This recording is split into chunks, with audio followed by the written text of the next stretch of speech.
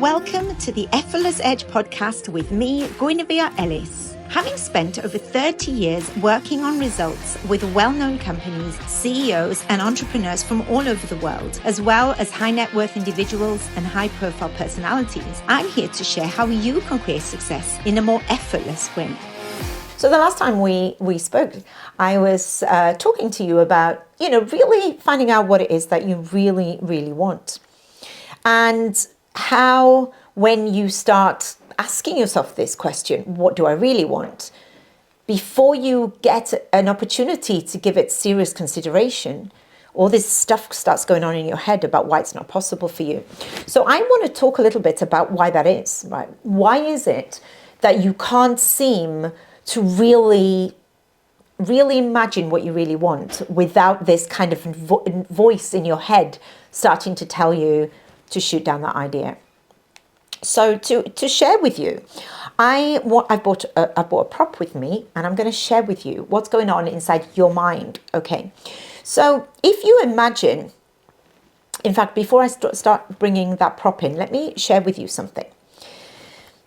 You think in pictures. Okay, so the way that the human mind works is we just think in pictures. Okay, so if I say to you right now, and you will have heard this before, don't think of a pink elephant, instantly an image of a pink elephant comes into your mind. So we think in pictures.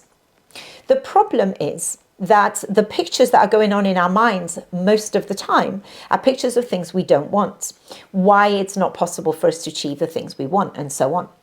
So let me share with you why people struggle to understand what's going on in their mind. It's because nobody's ever seen the mind. So you have no image in your head of what your mind looks like. So when people say to you, well, you've got to change your mindset, or you've got to think differently, what does that mean? We can't picture that. It's like, what do you mean I've got to change my mind? We don't really understand what that looks like. So I'm going to show a little prop here. So this is an apple that I've cut in half, okay? Well, it's not quite in half, actually. The bottom bit is much bigger. So I want you to imagine that this apple, okay, so if you're listening to this and you on the podcast, then I want you to just imagine an apple. And the top bit has been sliced off, okay? Now, I want you to imagine that this apple represents your mind.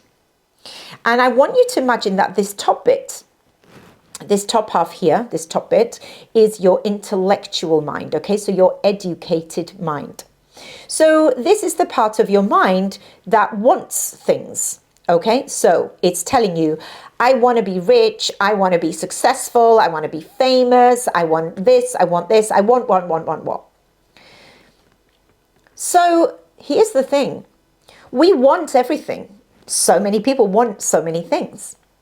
But this part of your mind, this conscious, educated part of your mind that talks that talks to you or tells you what you want, isn't the part of the mind that's controlling your results.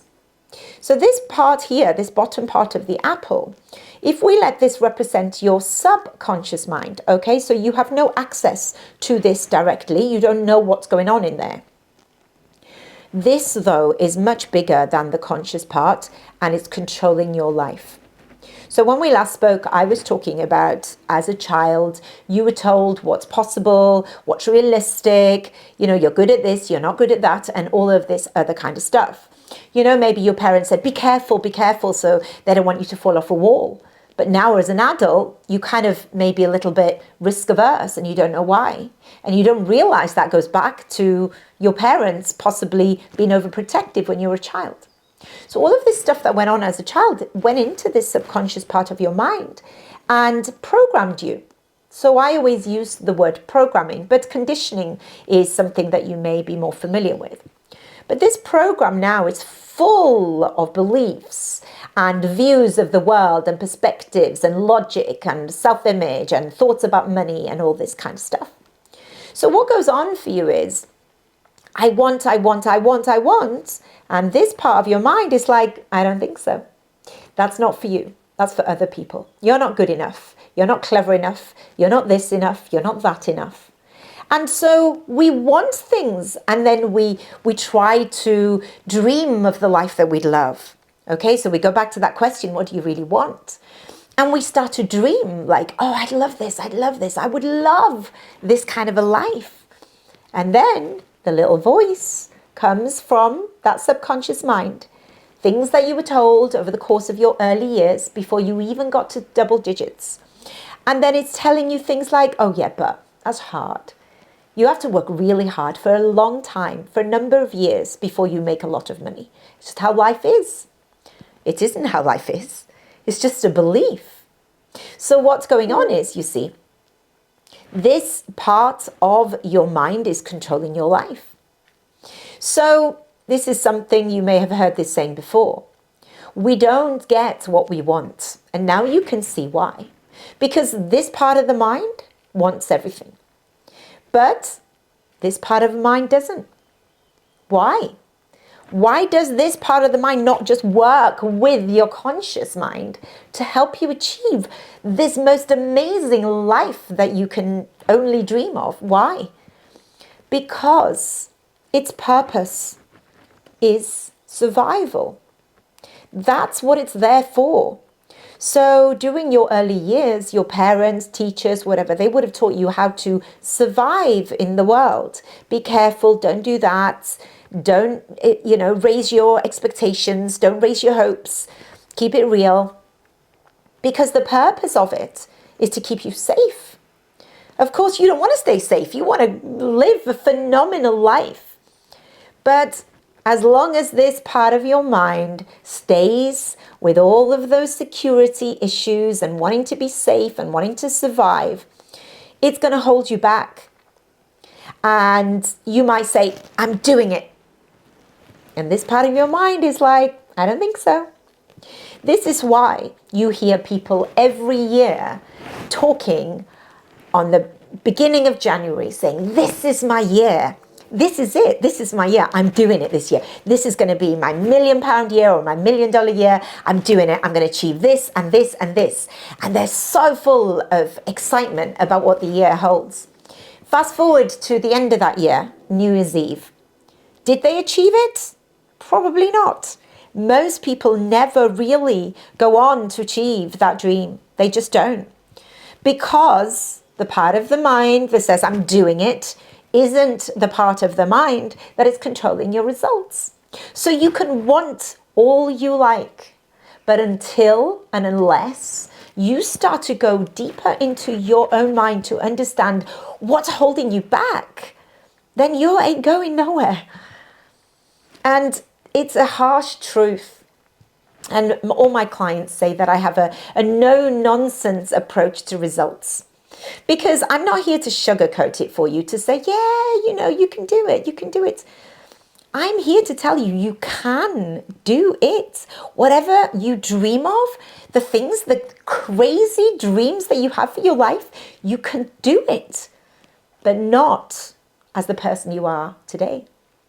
Because the person you are right now, with all of that stuff, all of that early programming, all of that stuff is keeping you right where you are. It's going to keep giving you the same results year after year after year. It really is a black and white deal. Until and unless that programming, the deep part of your mind that is controlling your results, until that's changed, your life is going to stay pretty much the same year after year.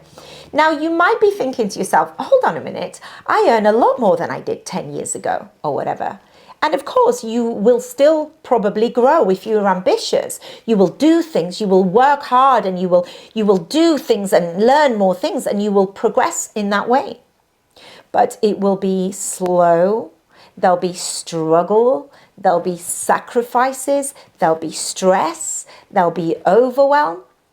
Because you're fighting against the very part of you that's trying to keep you safe and is going to hold you back. And when you say, I want to take a risk and I want to do this, that safety part of your mind is going to be like, stay here, stay where it's safe. And where is it safe? In familiarity, in comfort. That's where it's safe. And so what happens is, we give ourselves all of these justifications and reasons. Oh, the reason I didn't achieve everything is because of this. It's because of the economy. It's because of the competitors. The industry's too saturated. It's because of all of these other things. But here's the thing. It isn't about any of those other things. The only thing that's holding you back is you. Now, that's not bad news. This is great news because you're in charge and you can achieve anything you want if you understand how to do it. And that is the key thing, because you don't get what you want, you get who you are. And so that's what we're going to explore next. How do you know who you are? And the $1 million question, how do you change it?